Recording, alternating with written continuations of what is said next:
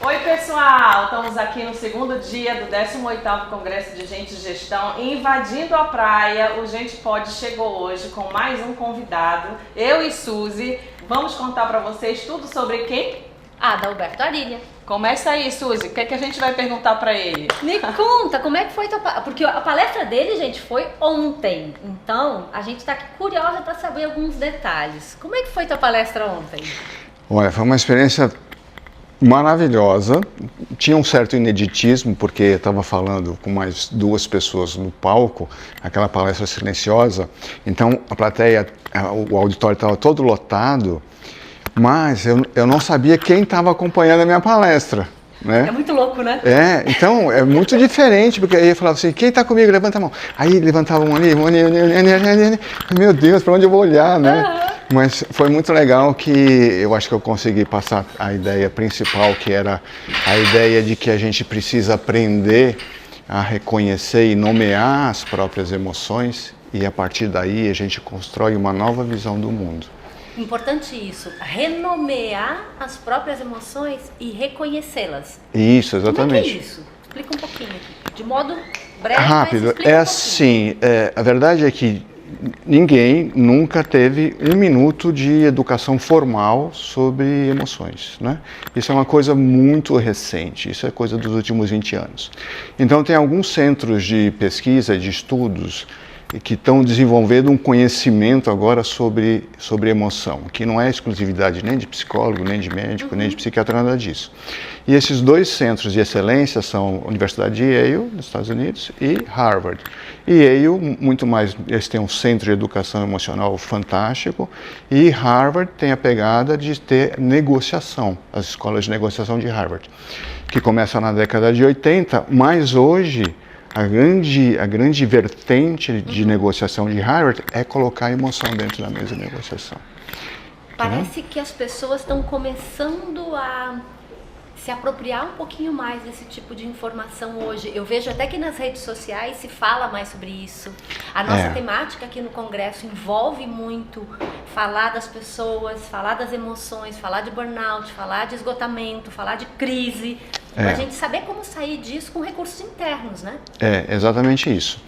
E Yale traz uma pegada que eu acho muito legal, que assim, ela é extremamente humilde. Eles têm um método que se aplica nas escolas, desde escola assim, com criança mesmo, onde eles ensinam as crianças assim, o que é que você está sentindo? Que legal. Me dá um nome que você está sentindo. E aí é uma construção de linguagem mesmo, de você encontrar o nome. Porque se você perguntar o que você está sentindo, ou a pessoa fala assim, eu estou bem. É uma pergunta quase que para não ser respondida. E se ela for tentar, ela não tem vocabulário. O que eu estou sentindo agora? Nossa, eu vou precisar de uns 5 minutos para explicar. Nossa, eu estou aqui falando de emoção, isso me dá uma certa ansiedade, mas eu gosto, isso que eu quero, mas eu não encontro o nome. Como é que é esse nome, entendeu? Então essa construção de vocabulário é que vai facilitar a comunicação. Como você está se sentindo? Poxa vida, eu já estou ansiosa, mas eu estou bem. Mas por quê? Porque eu estou num congresso que é novidade para mim. E essa emoção que você está sentindo, ela é adequada?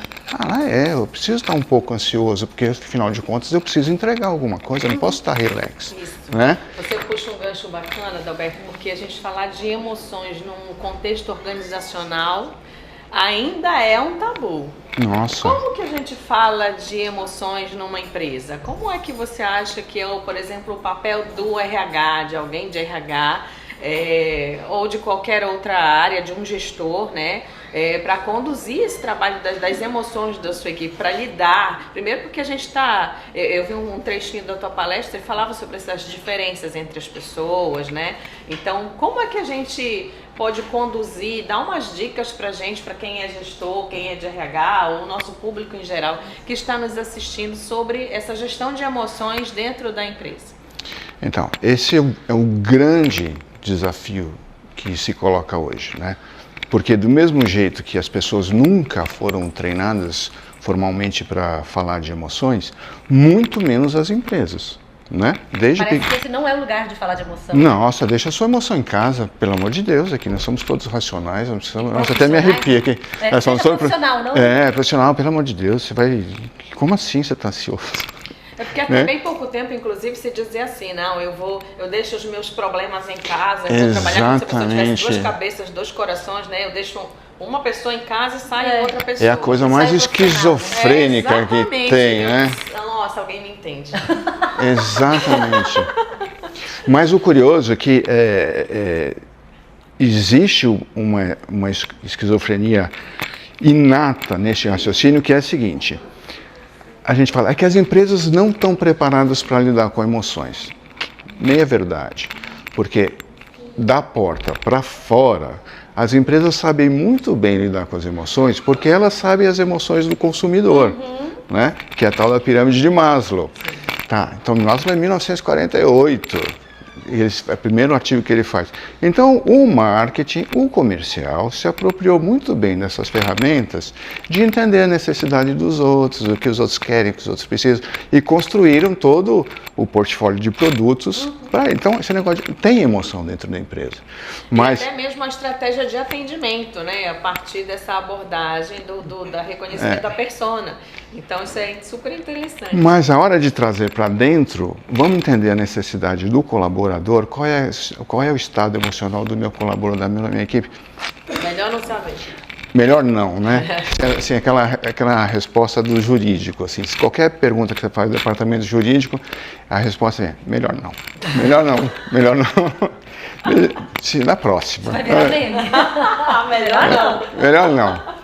Mas, na verdade, existe uma necessidade tão premente, tão enorme de falar de emoção hoje dentro das empresas, que esse movimento ele está decolando e ele é irresistível. Então, todas as empresas de ponta já perceberam que é necessário você fazer essa discussão. Mesmo porque cada vez mais se exige que as pessoas sejam, essa política de inclusão, por exemplo. Eu quero que você seja você. É atual, né? Essa discussão. Eu quero que você se identifique aqui e com a minha empresa. E isso, assim, não tem como escapar que a hora que o cara se identifica, que a hora que o cara mostra quem é, a pessoa mostra quem é um pacote, vem a emoção dele junto. Então a empresa, para acolher a identidade de quem quer que seja, a identidade étnica, a identidade sexual, a identidade comportamental, vai ter que acolher a emoção dessa pessoa, não tem jeito. Então isso é irresistível. Então as lideranças, isso é um movimento que vem de cima para baixo, né? Quem tem que comprar essa ideia são as lideranças, são a alta gerência. E a hora que isso chegar, quem descobrir isso primeiro, sai na frente. E numa época tão competitiva, numa época onde se exige tanta criatividade, não tem como escapar. Então, o que o RH precisa? Eu acho que o RH precisa duas coisas. Primeiro, coragem, né, de realmente trazer essa discussão, mas não no sentido de impor nada. Sim. A grande ideia é assim, vamos falar sobre isso? Sim. Né? E aí, do outro lado, sempre vem a pergunta assim, mas e aí, o que eu vou ganhar com isso? Quanto que eu ganho? Assim, fala, bom, emoção não está no budget, né? Não está na planilha. Intangível, né? É muito intangível. Ainda, mas se o RH começar a pesquisar, de fato, quanto custa contratar? Quanto custa o afastamento? Quanto eu estou pagando a mais para o INSS com o afastamento dos meus funcionários? Quanto custa a sobrecarga de quem fica na empresa porque alguém teve que ser afastado, né?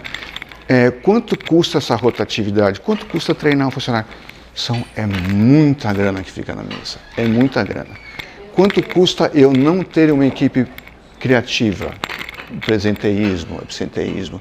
Então, tudo isso assim, já se perde um montão de dinheiro por não se lidar com a emoção. Precisa só ter alguém com paciência e começar a colocar no Excel. Olha, é isso, é isso, é isso, é isso, é isso. A hora que você fizer isso, mostra para a gerência, o cara, posso pensar um pouco? Né? Você começa a sensibilizar ali, né? Porque assim, são duas coisas, né? Você está falando com outro ser humano que provavelmente está com a emoção também, está se contendo para não chorar, né?